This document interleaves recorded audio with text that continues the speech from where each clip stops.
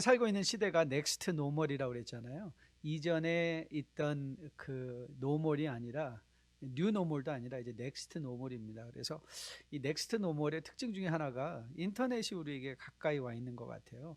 인터넷을 통한 온라인의 여러 가지 리소스들, 어느 성경 또 사도행전을 공부하다 보면 어느 챕터 하나 중요하지 않은 챕터가 없지만 특별히 10장, 11장, 12장, 13장까지 이제 굉장히 중요한 말씀들이 전해질 것인데요. 전해졌고 전해질 것인데 여러분들이 틈틈이 시간 나실 때 다시 한번 온라인을 통해서 돌아가셔서 10장부터 찬찬히 잘 들어주시면 우리가 부르심을 받고 있는 이 시대에 어떻게 살아낼 수 있을 것인가에 대한 분명한 우리가 넥스트 노멀, 이 코로나 바이러스 사태로 말미암아 우리가 맞이하고 있는 이 새로운 시대를 어떻게 잘 대처하고 믿음으로 살 수 있을까 아주 좋은 교훈들을 많이 얻어낼 수 있을 것으로 믿습니다. 그래서 여러분들이 적극적으로 동참해 주시고 리소스를 통해서 여러분들이 교훈 받으시고 여러분들의 마음이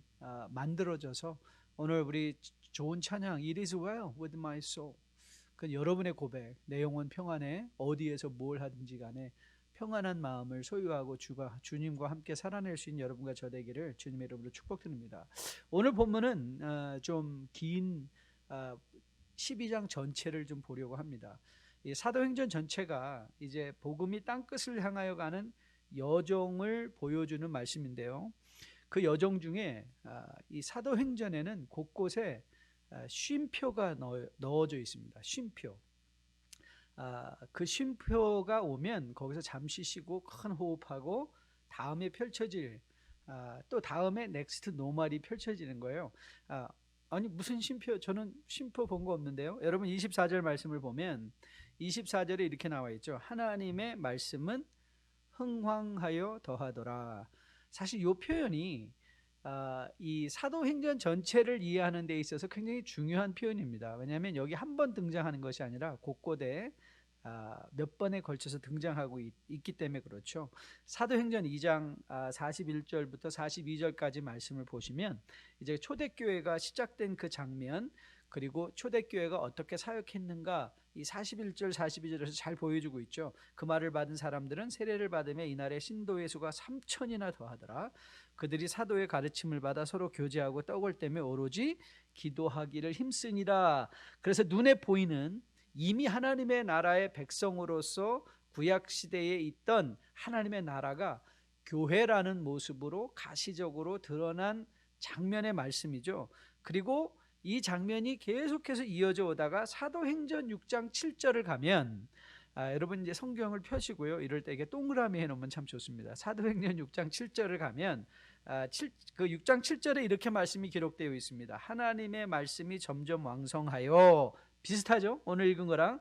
왕성하여 예루살렘에 있는 제자의 수가 더 심히 많아지고 허다한 제사장의 무리도 이 도에 복종한다. 자, 하나님의 말씀이 점점 왕성했다. 그리고 하나님의 말씀은 흥왕했다라는 것. 그리고 또 19장 20절을 가면요. 19장 20절에 이제 이렇게 말씀이 등장합니다. 이와 같이 주의 말씀이 힘이 있어 흥왕하여 세력을 얻었다.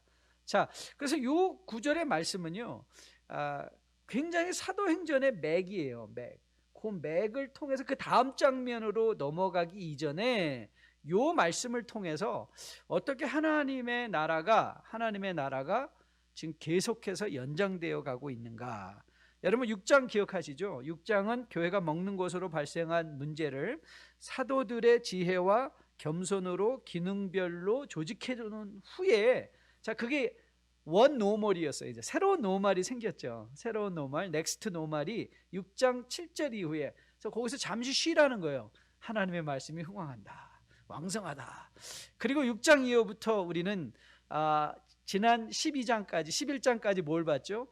거기에 교두부, 이방인 선교의 교두부로서 안디옥 교회가 세워졌다. 이제 안디옥 교회는 또 하나의 넥스트 노멀을 이제 보여줄 거예요. 넥스트 노멀.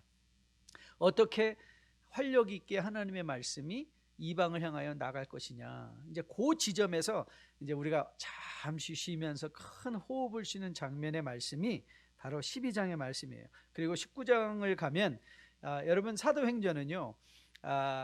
사도행전의 끝을 많은 학자들은 이렇게 말합니다. 이거 좀 김 빠진 사이다 같은데.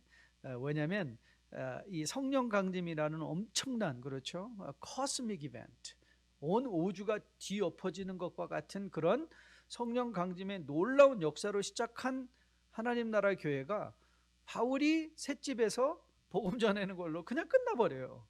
그리고 뭐 어떻게 끝났는지, 뭐가 끝인지, 그래서 뭔지 얘기를 안 해줘요.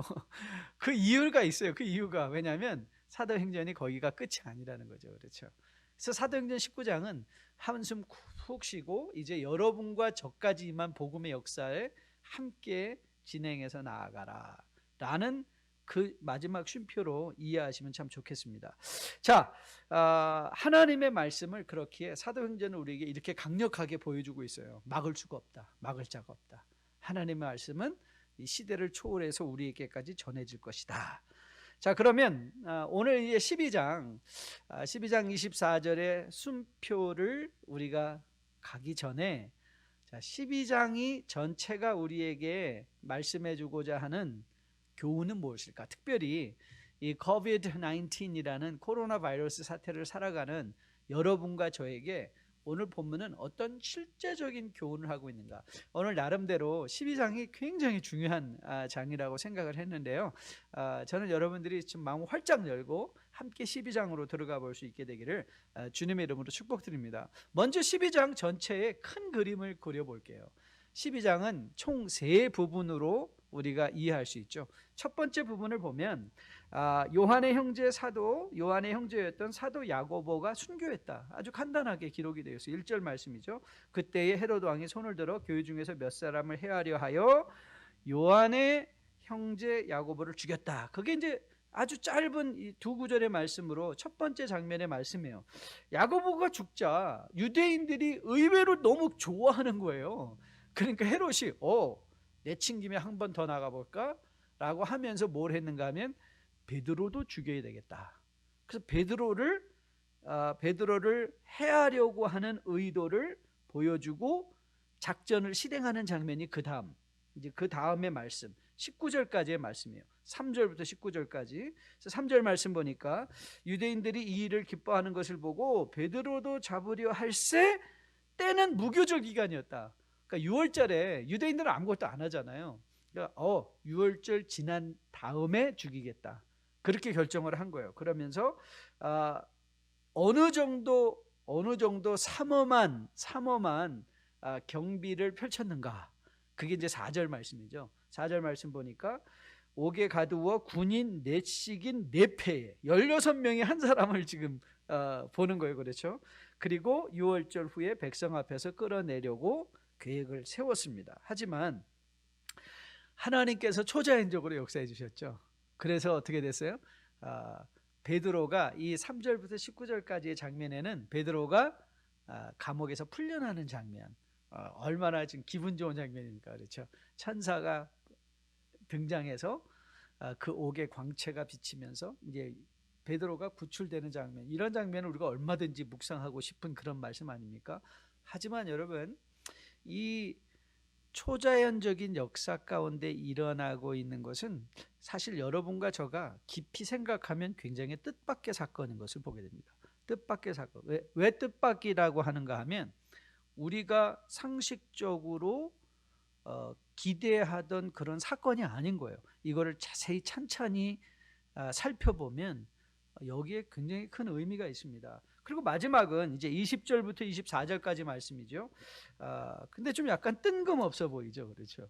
베드로가 구출이 됐는데 이제 헤롯의 그 유명한 연설과 더불어 또 헤롯이 죽는 장면의 말씀이 세 번째로 등장하고 25절 말씀은 12장과 13장을 엮어주는 빗장입니다. 그래서 12장과 13장을 엮어주는 빗장인데, 그래서 많은 학자들이 25절을 13장의 시작으로 보는 사람들도 많이 있고요. 그래서 12장 25절 말씀은 이제 바나바와 사울이 예루살렘에 머무는 동안 주의 부조하기 위해서 왔다고 우리가 11장에서 보지 않았습니까? 즉 기근으로 어려움을 처하고 있던 예루살렘 교회에 부조하기 위해서 갔던 바나바와 사울이 돌아왔다, 안디옥으로. 그걸 적고 있는데 이제 굉장히 중요한 시사하는 바가 무엇인가 하면, 바나바와 사울이 베드로가 옥에서 구출되는 그 장면의 모든 간정과 말씀을 듣고 왔다, 듣고 오지 않았다? 듣고 왔다는 거예요. 그래서 이제 12장과 13장이 이제 연결되면서 이 12장 25절의 말씀이 나름 사울과 이 바나바와 사울의 굉장히 큰 임팩트를 미쳤을 뿐만 아니라 13장 이후로 퍼져나갈 복음에 큰 영향을 미쳤다는 것을 우리가 미루어 짐작할 수 있게 합니다. 제가 1988년도에 전도사 전담 사역으로 시작했습니다. 목회 사역을. 그러고 보니까 벌써 32년이 되었네요. 이렇게 목회 연수가 늘어나면서 하나 감사하는 것은 뭐냐면, 내가 정말 집중할 일이 뭔가, 목회자로서 뭐에 집중해야 되는가, 그 집중해야 되는 것이 좀 더 분명히 선명하게 보이기 시작했다는 것입니다. 저는 젊어서는 항상 그렇게 생각했어요. 뭔가 이 세상에 영향력 있는 사람이 되기 위해서는 유명해져야 되고 큰 교회를 만들어야 되고, 이런 어떤 세상적인 물량적인 그런 기대감, 그리고 그것이 제가 목회에 이루어야 될 집중해야 될 사역인 걸로 생각하던 때가 있었는데, 그러나 해를 더하다 보니까 사실 얼마나 크냐, 얼마나 많이 모였냐, 유명하냐, 이런 거는 별로 의미가 없다는 걸 깨닫게 됐어요. 목회자로서 집중해야 되는 사역은 뭐냐면, 성도들을 돕는데, 그럼 성도를 어떻게 돕냐, 목회자로서? 성도들로 하여금 성경적 시선과 관점을 가지고 자기 삶을 돌아볼 수 있게 돕는 게 나의 역할이다. 돕는 게 나. 그래서 굉장히 감사합니다. 제가 집중할 거리가 생긴 거예요. 제가 여러분들을, 하나님께서 이 교회 안에 목회자를 세워주신 의도가 뭔가, 물론 개인적으로 친분을 유지하며 또 서로의 친목도 나누고 이런 것도 중요하지만, 가장 중요한 것은 무엇인가 하면 성도들로 하여금 성경적 시각을 갖게 하는 것이다. 성경적 시각. 그래서 스스로가 지금 나에게 일어나고 있는 일들을 분별할 수 있게 하는 거죠. 이 일의 의미가 뭐냐는 거예요. 우리 가정에 지금 일어나고 있는 이 일의 의미가 뭐냐, 그리고 이 하나님께서 지금 우리 교회에 펼쳐가시고, 하나님께서 이 시대에 코로나 바이러스를 통해서 뭘 말씀하고 계시냐, 이걸 스스로 들을 수 있게 돕는 게 이게 목회자 역할이구나. 그러면 이것을 한마디로 요약한다면 무엇인가 하면, 성경적 시선을 갖는다는 것은 믿음으로 산다는 거예요. 믿음으로 산다. 그래서 제가 늘 해야 되고, 저 스스로를 위해서도 여러분을 위해서 해야 되는 게 뭐냐면, 도대체 이 세상을 살아가는 데 있어서 믿는다라는 것의 의미가 뭐냐, 이 믿음에 대해서 자꾸 정리를 해드려야 되겠다. 그리고 이것을 반복해서 함께 나눠야 되겠다라는 생각을 갖게 되었습니다. 그래서 제가 목회 32년을 돌아보면서 제가 정리한 믿음의 가장 첫 번째 교훈은 무엇인가 하면, 믿음은 시선이라는 거예요. 믿음은 시선이다. 즉, 믿음은요, 보이는 거예요. 이전에 보이지 않던 것이 보이기 시작하는 거예요. 여러분 흔히 그런 생각 하잖아요. 믿기 때문에 what changes in my life? 내가 믿기 때문에 뭐가 변하는 거지? 여러분, 믿음으로 변하는 거, 믿음 때문에 변하는 게 있어요. 믿음 때문에 변하는 건 시선이 변해요. 시선이 변해요. So faith is seeing. 믿음은 보는 것이다. 우리는 이런 교훈을 이미 히브리서 11장을 통해서도 잘 알고 있어요. 그렇죠? 히브리서 11장에서 뭐라고 믿음을 정의했죠? 믿음은 바라는 것들의 실상이고 보이지 않는 것들의 증거니 선진들이 이로써 증거를 얻었다 그래요. 보이지 않는데 본 거예요. 그게 뭐예요? 여러분, 증거는 뭐죠? 증거는 내가 본 거예요. 내가 경험한 거예요. 내가 체험한 거예요. 믿음은 보이지 않는 증거인데, 이전에는 보이지 않던 것인데 지금은 어떻게 된다고요? 보이게 됐다는 거예요. 보이게 되는 거예요. 그러니까 즉 다시 말하면 여러분들이 내가 도대체 믿음이 있어 없어? 라는 것을 점검하고 싶다면 스스로에게 물어보시면 돼요. 내가 지금 무엇을 요즘 뭘 보고 내 눈에는 뭐가 보이나? 내 눈에는 뭐가 보이나? 뭐가 보이나? 자, 그러면 이제 이런 질문이죠. 아니 목사님, 본문에서 믿음은 시선이다라는 교훈을 어떻게 읽어낼 수 있습니까? 자, 오늘 본문은요. 아까 말씀드렸죠. 베드로가 초자연적인 이적으로 구출되는 장면은 우리가 흔히 생각하는 것처럼 무슨 이적이 일어났다라는 차원이 아니라 굉장한 아이러니가 거기에 함께 숨겨져 전해지고 있는 것을 보게 돼요. 이 아이러니를 보셔야 돼요. 아이러니를 봐야 되는데요. 자, 오늘 24절에 우리가 시작한 문구가 뭐였죠?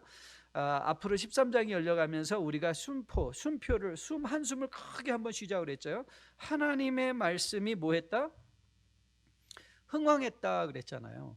그러면 이제 우리는 무슨 생각을 하면 돼요? 하나님의 말씀이 흥왕했습니다. 그러면 이제 뭐가 돼야 돼요? 우리가 흔히 영화를 보면 거기에 뭐가 찍히면 되죠? The end. 그래야죠. 끝나야죠. 그렇죠. 하나님 말씀이 흥왕했으면 이제 영화 끝났어요. 이제 가세요. 집에 가세요. 그건데 끝났는데 끝나지 않았어요. 그렇죠? 끝났는데 끝나지 않았어요. 우리가 흔히 생각할 때 우리가 갖고 있는 오해 중에 하나가 뭐냐면 바로 이런 오해예요. 하나님의 말씀이 흥왕했다 하면 이제 이제 고생 끝! 편안함 시작. 이렇게 생각하기 하죠. 하지만 여러분 오늘 사도행전 12장은 뭘 얘기하고 있죠? 자, 야고보가 죽었어요. 베드로는 옥에 갇혔어요. 거의 죽을 뻔했어요. 그리고 여러분 베드로가 감옥에서 엄청난 초자연적인 슈퍼내추럴 미러클을 통해서 그 16명의 삼엄한 감시를 뚫고 나왔어요. 그래서 so what happened? Nothing happened. 아무것도 안 일어났어요. 베드로 하나 나온 거 외에 아무것도 일어난 일이 없어요. 자, 17절 말씀 볼까요? 17절 베드로가 나와서 그거를 이해하지 못하고 있던 교회에다가 설명했죠. 베드로가 그들에게 손짓하여 조용하게 하고 주께서 자기를 이끌어오게 나오게 하는 일을 말하고 또 야고보와 형제들에게 이 말을 전하라 하고 떠나 어디로 갔다고요? 다른 곳으로 갔대요. 자, 이거를 우리가 쉽게 말하면 어떻게 하면 토꼈어요. 도망친 거예요. 아니 한번 상상해 보세요. 이런 이적으로 감옥에서 나왔으면 베드로가 뭘 해야 마땅하죠? 야, 로마 나와라. 이제 로마 나와라. 한번 붙어보자. 이 천사가 나를 이렇게 도와서 나왔다.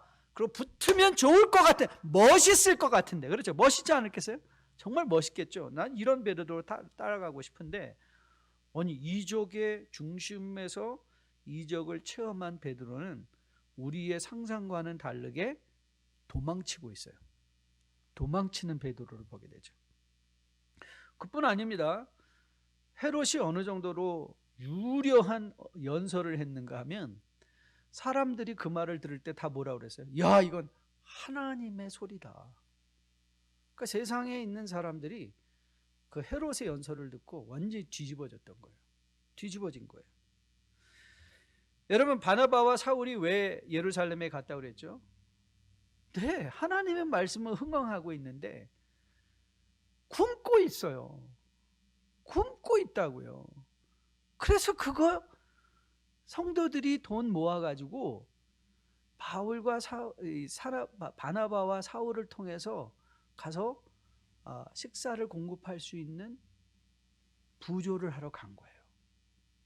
여러분 이 아이러니가 보이십니까? 그러니까 다시 말하면 그런데 또 갑자기 뜬금없이 헤롯이 죽었대요. 헤롯이 죽었대요. 자, 그러면 또 이 질문을 한번 던져봅시다. 헤롯이요 아주 유명한 연설을 했어요. 그랬더니 사람들이 오 신의 목소리다.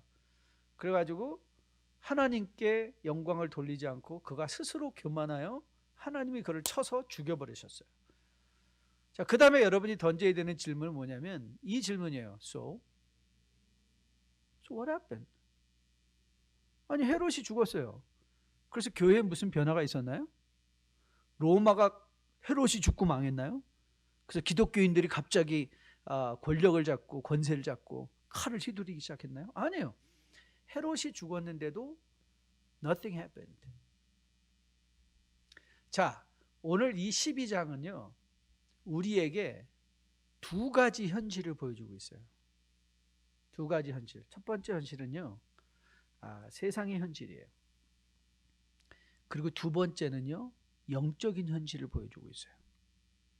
그러니까 우리 눈에 보이는 거는 세상의 현실이에요. 세상의 현실. 그런데 우리가 믿음이 우리에게 들어오면 보여야 되는 게 뭐예요? 믿음의 현실이에요. 믿음의 현실. 여러분 지난 금요일 날 우리 찬양 예배 시간에 시편 17편을 묵상하지 않았습니까? 여러분 시편 17편은요 다윗이 하나님 앞에 나와서 토로하는 장면의 말씀이에요. 무슨 토로였냐면 하나님 이게 뭡니까 이 말이에요. 이게 뭡니까? 악인들은 왜 저렇게 잘 삽니까? 아니 악인들은 저렇게 잘 됩니까? 여러분 이 시편 17편 14절 말씀 여러분에게 함께 나누면서 했던 말, 그 말이 굉장히 중요한데요. 그 17편 14절에 뭐라고 기록이 되어 있는가 하면 이 세상의 악인들은 하나님은 You still the hunger you cherish.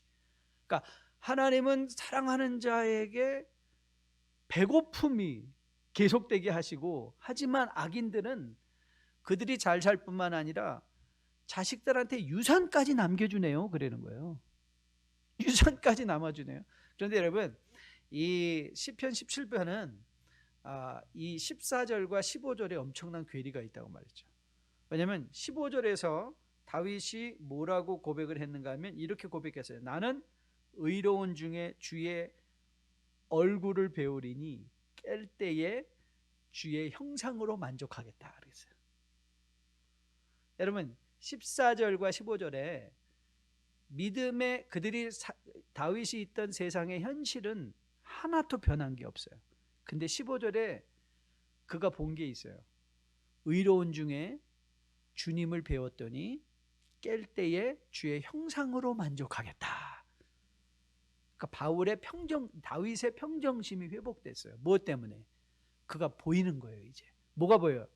주의 형상이 보이니까 만족하게 됐다는 거예요.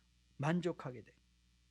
여러분 우리는 구약의 선지서를 보다 보면 좀 의아한 부분의 말씀이 나옵니다. 그게 뭐가 의아하냐면 하나님이 왜 굳이 이방을 향한 심판의 말씀을 하실까?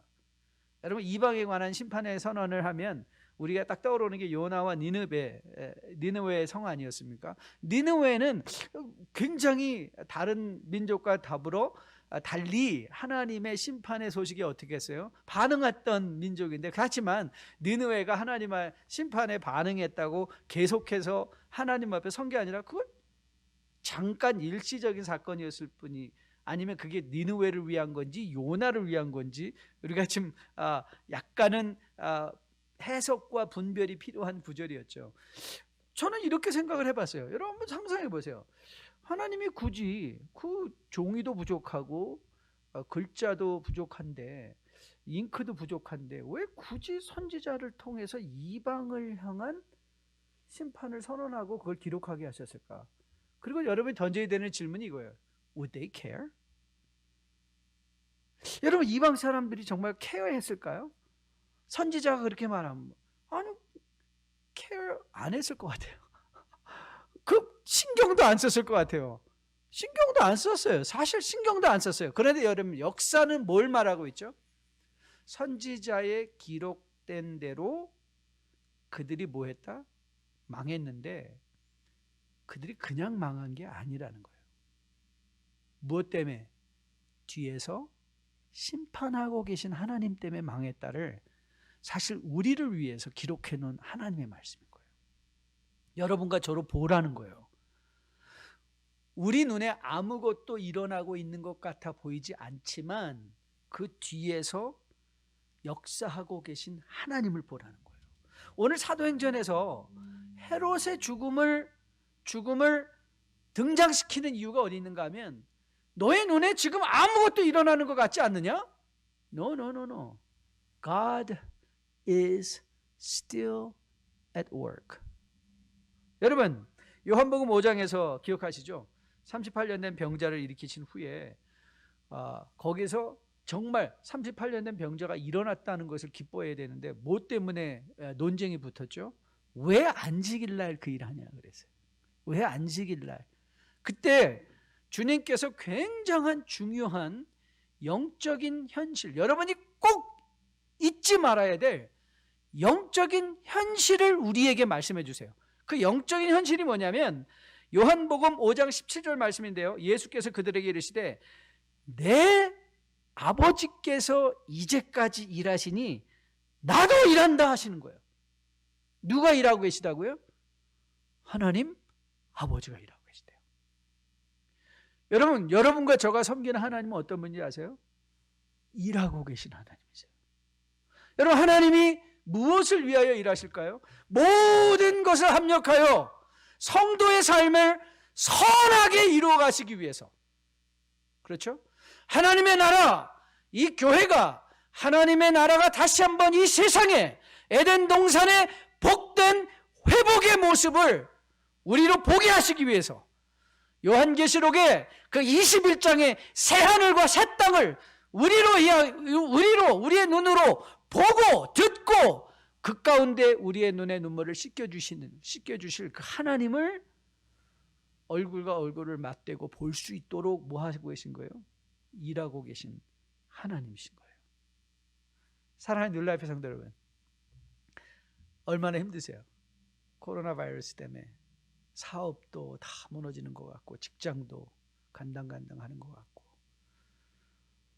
언제 이것이 풀릴 것인가 불안한데, 자, 한번 저를 따라해 보실래요? 오른손을 여러분 가슴에 한번 얹어보세요.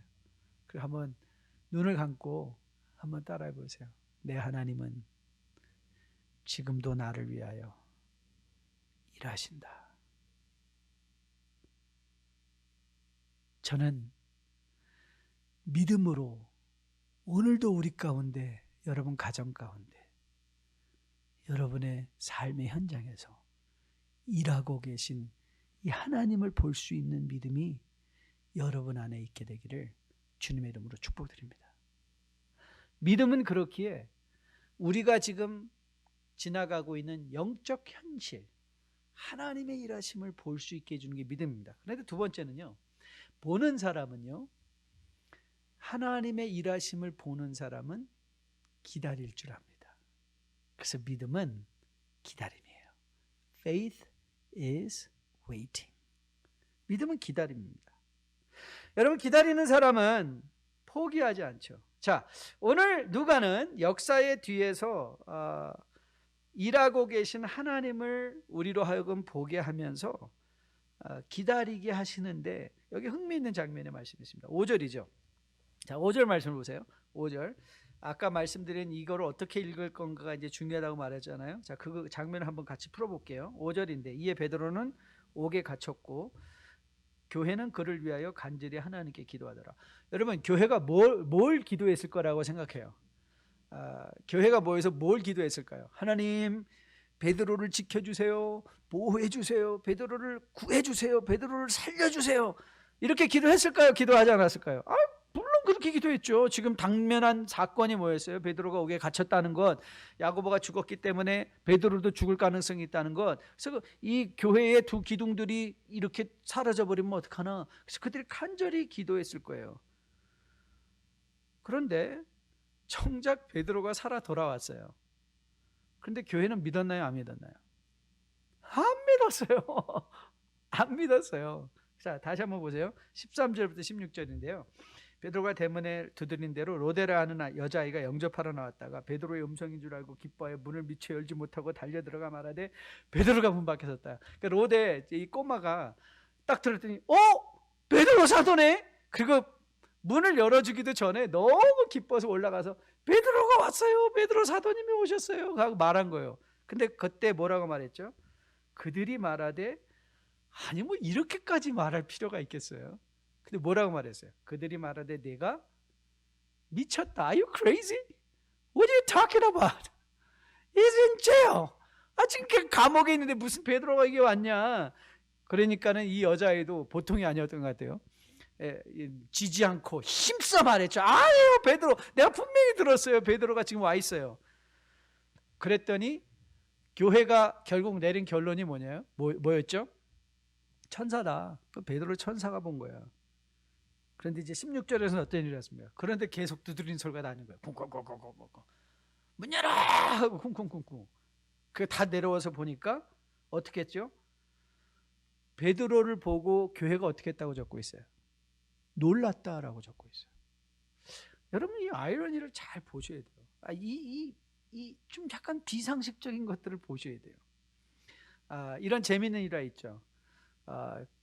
이제 또 서서히 가뭄이 캘리포니아나 또 가뭄이 오는 것 같은데요. 아프리카는 지금 가뭄으로 굉장히 힘들어하는데, 그래서 가뭄을 위해서 기도한 거예요. 아버지가 딸하고, 어린 딸하고, 하나님 내일 꼭 비가 올 수 있게 도와주세요. 기도를 했는데, 아버지가 아침에 일어나서 일 가는데 갑자기 이 꼬마 딸내미가 아버지를 세우는 거야. 아빠, you forgot something. 뭐 잊어버린 거 없으세요? 그래서요. 뭐? I didn't forget anything. 그러더니 아빠 여기요 하고 우산을 딱 주는 거예요. 그러니까 웬 우산? 꼬마가 뭐라고 말했어요? Because we prayed. Because we prayed. 그런데 여러분, 기도는 했는데 믿었나요? 안 믿었나요? 안 믿는다니까요. 여러분 우리가 기도하는 것, 여러분 정말 기도하면 믿으십니까? 그러니까 사실 주님의 기도, 복음서의 기도에 관한 교훈들을 잘 살펴보면요, 쉬운 말들이 아니에요. 왜냐하면 많은 사람들이 기도를 많이 하는데 과연 그 기도를 믿느냐 말이죠. 근데 오늘 이 누가는 그럼 왜 이 교회의 이 장면을 우리로 하여금 보게 하는 것일까요? 뭘 생각하게 하라는 것일까요? 내가 일하고 계신 하나님을 보았느냐? 그러면 초대교회를 반면교사 삼아 하나님을 신뢰하라는 거예요. Trust Him. Trust Him. 여러분 요한복음 14장 그 유명한 너희는 마음에 근심하지 말라는 그 말씀 기억하죠? 하나님을 믿으니 또 나를 믿으라. 내 아버지 집에 거할 곳이 많도다. 그렇지 않으면 너에게 일렀으리라. 내가 너희를 위하여 거처를 예비하러 가노니 가서 너희를 위하여 거처를 예비하면 내가 다시 와서 너희를 내게로 영접하여 나 있는 곳에 너희도 있게 하리라. 여러분, if we trust these words, 만일 우리가 요한복음 14장만 trust 한다면, 우리를 위하여 거처를 준비하기 위하여 일하고 계신 하나님을 신뢰한다면, 과연 우리가 이 세상에서 정말 염려하고 화내고 분노할 일이 있을까요? 분노할 일이 있을까요? 없을 것 같아요. 저는 여러분과 저가 오늘 사도행전 12당의 사건을 통해서 로마의 등등한 권세 뒤에서, 기세등등한 권세 뒤에서 일하고 계셨던 이 하나님을 여러분이 만나시고, 베드로의 감옥에 함께 하셨던 하나님을 만나시고, 우리를 위하여 영원한 회복을 위하여 준비하고 계실 하나님을 여러분이 보았기에 오늘 삶의 현장에서 넉넉히 기다릴 수 있는 여러분과 저 될 수 있게 되기를 주님의 이름으로 축복드립니다. 믿음으로 넉넉히 기다리는 것이죠. 그런데 여러분, 기다리는 자, 믿음으로 기다리는 자는요, 또 움직이는 자입니다.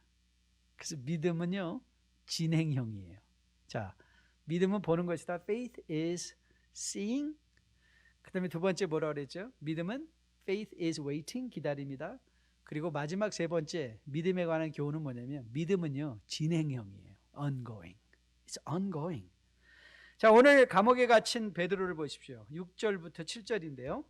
자, 헤롯이 이것도 굉장히 재밌는 장면의 말씀입니다. 여러분이 의외로 굉장히 재밌는 장면의 말씀들이 조금 깊이 눈을 열고 보면 재밌는 부분들이 많이 있는데요. 자, 헤롯이 잡아내려고 하는 그 전날 밤에 베드로가 두 군인 틈에서 두 쇠사슬에 매여 뭐 했죠? 잤어요. He was sleeping between two soldiers. 예? 그런데 호련히 주의 사자가 나타나서 옥중에 광채가 빛났어요. 그런데 베드로가 깼나요? 안 깼나요? 안 깼어요. 그러니까는 천사가 갑자기 와가지고 뭐 해야만 했죠? 예, 그의 옆구리를 차서 급히 일어나 깨울 수밖에 없었어요. 베드로 사도는 이 장면에서 지금 옥에 갇히면서 야고보가 어떻게 될 것인가, 어떻게 되었는가를 알고 있었어요. 그리고 어쩌면 자기도 죽을 수 있었다고 생각하셨던 것 같아요. 그리고 두 쇠사슬에 묶여서 두 군인들 틈에 있습니다. 그런데 뭐 하고 있죠? 자고 있다는 게 저는 굉장히 중요하다고 생각했어요. 이게 두 가지로 해석이 가능한데요. 첫째 해석은 뭐냐면 베드로가 이제 완전히 포기했구나. He gave up. 탁 포기하면 에이 될 대로 내라 나는 잔다 이거. 근데 그건 아닌 것 같아요. 그렇죠? 베드로는 우리는 이미 알고 있잖아요. 베드로가 어떤 사람, 주님을 죽음에서 부활하신 예수님을 알고 있기 때문에 그건 아닌 것 같아요. 그런데 베드로가 잤다는 것의 두 번째 해석은요, 그가 하나님의 일을 기대하고 있었다는 걸로 우리가 해석할 수 있을 것 같아요. 하나님의 일을 기대하고 있었다. 여러분, 어쩌면 주의 사자는 그냥 광채만 비치면 베드로가 알아서 벌떡 일어날 걸로 알았는데 이게 자고 있는 거예요. 그 와서 한 가지 일을 더 한 거예요. 옆구리를 쳐서 깨우는 일까지 한 거예요. 그런데 저는 이 장면을 깊이 묵상하면서 베드로의 마음을 한번 헤아려 봤더니 이런 생각이 들더라고요. 베드로가 이렇게 마음먹었던 것 같아요. 이게 끝이 아니다. 이게 끝이 아니다. 저는 이 장면을 읽는데 뭐가 이렇게 딱 겹쳐서 장면이 연상되었는가 하면 아브라함이 이삭을 잡는 장면이었어요. 기억하세요? 모리아 산 위에서 아브라함이 그 아들, 유일한 아들, 언약의 아들 이삭을 묶어놓고서는 칼로 내려치려 할 때 하나님이 아브라함을 두 번 부르셨잖아요. 아브라함아, 아브라함아, 스톱! 그리고 거기에 여호와 이레, 그렇죠? 공급하신 하나님이 숫염소를 준비해 주셔서 이삭을 대신하여 번제물을 드릴 수 있도록 하셨죠. 근데 여러분, 아브라함이 이삭을 내려치려고 할 때 저는 아브라함 안에 그 마음이 있었을 것 같아요. 이게 끝일 수가 없다. 하나님의 약속이 있는데, 그러니까 그는 이게 끝이 아니다. 그래서 사실 히브리서 기자는 아브라함이 그때 뭐가 있냐면 부활의 신앙이 있었다는 거예요. 이삭이 죽어도 하나님은 언약의 백성들을 이렇게 세우실 거다. 그 마음이 있었다는 거죠. 저는 오늘 여기에도 이 베드로 안에도 그 마음이 있었던 것 같아요. 이게 끝이 아니다. 나는 지금도 움직여야 된다. 그래서 저는 베드로가 17절 이후에 일어난 모든 일들을 다 교회에 설명한 후에 다른 곳으로 갔다는 것이 이해가 되기 시작한 거죠. 이제 거기서 이런 역사, 이런 이 기적이 일어났으니까 이게 끝이다가 아니라 He moved on. 여러분, 그래서 베드로가 성도의 정체성을 밝힐 때 베드로전서 1장에서 이렇게 소개합니다. 기억하시죠? 베드로 사도가 이렇게 말했어요. 예수 그리스도의 사도 베드로는 본도, 갈라디아, 갑바도기아, 아시아와 비두니아의 흩어진 나그네 곧 하나님의 아버지의 미리 아심을 따라 성령이 거룩하게 하심으로 순종함과 예수 그리스도의 핏부림을 얻기 위하여 택하심을 받은 자들에게 편지하노니 은혜와 평강이 너에게 더욱 많을지어다. 누굴 말하는 거죠? 성도들 말하는 거예요. 그 성도들 뭐라고 그랬어요? 흩어진 나그네들이다. 흩어진 나그네. 여러분, 흩어져 나그네 인생을 살고 있지만 우리는 누구라고요? 하나님의 택함을 받은 백성이다. 두 가지 영어 단어가 있죠. 베가바운드가 있어요. 베가바운드. 그리고 하나는 필그림이에요. 둘 다 떠도는 사람들이에요. 베가바운드. 베가바운드도 떠도는 사람, 떠돌인데요. 이 베가바운드들은 떠도는데 집이 없어요. 그래서 우리는 베가바운드는 홈레스들이에요. 근데 필그림은, 순례자라는 필그림은 뚜렷한 방향성이 있어요. 집을 향하여 가는 사람이 순례자들이에요. 여러분, 성전을 향하여 가는 사람들이 순례자들이에요. 그렇죠? 그게 순례, 목표가 있다는 거예요. 여러분과 저는 흩어진 나그네들이에요. 그러나 집 없는 나그네들이 아니에요. 집을 향하여 가고 있는 거예요. 그러니까 지금 여기에 안주할 사람들이 아니에요. 우리는 하나님의 그 영원한 새하늘과 새 땅의 집을 향하여 오늘도 움직이셔야 돼요.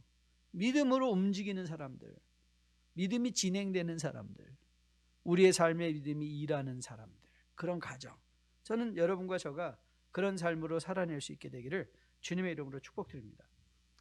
한국말 속담에 노루가 제 방귀 소리에 놀란다는 말이 있습니다.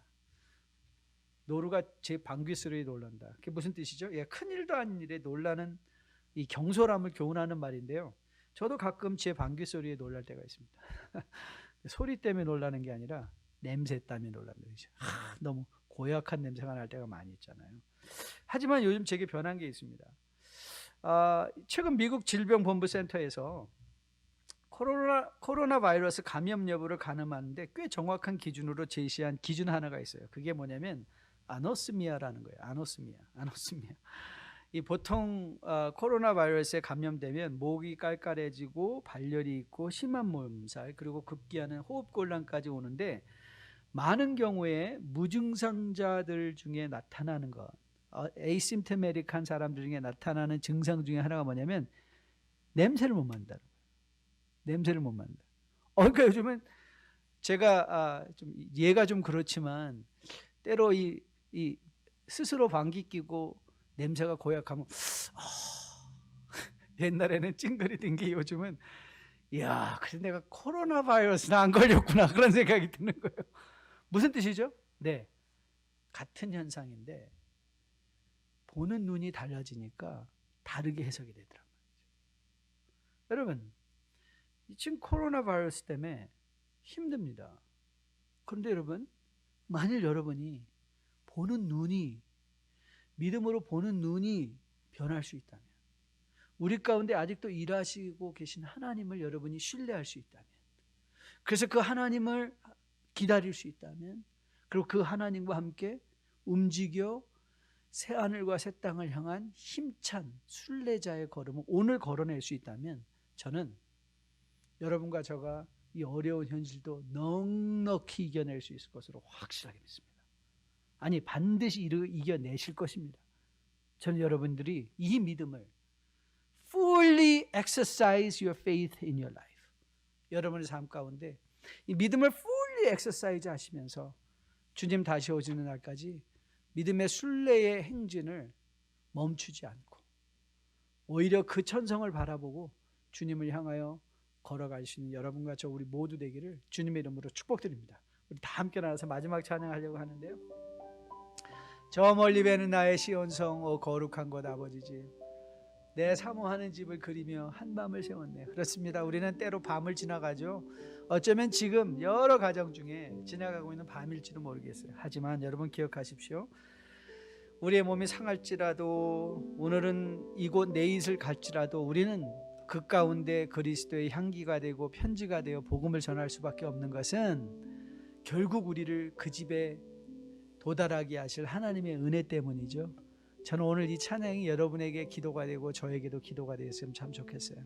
주님 다시 오시는 날, 그날까지 이 코비드의 어려운 환경도 믿음으로 영적인 현실, 우리 가운데 일하고 계신 하나님을 보며 그 하나님을 신뢰하기에 기다리며 그 하나님과 함께 움직여갈 수 있는 진행형의 믿음의 삶을 살아내기를 주님의 이름으로 축복드립니다.